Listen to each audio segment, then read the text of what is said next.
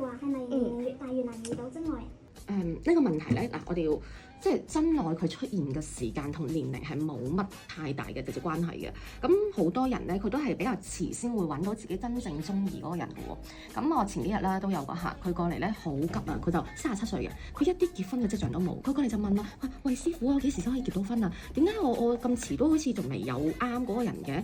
我又睇到佢個盤啦，又睇到佢個運程啦，我就同佢講話，其實你唔係冇拖拍，只不過係每一段感情當中，你都係以結束以受傷去結束嘅。咁你個正緣起碼係要43歲先會出現㗎。跟住係啊，咁冇計啦，因為你個命盤就係咁樣寫㗎嘛。有啲人佢會覺得我唔理啊，我就係要結婚啊。咁為咗結婚而結婚嗰時候咧，我哋好有可能注定嘅係早結婚就早離婚。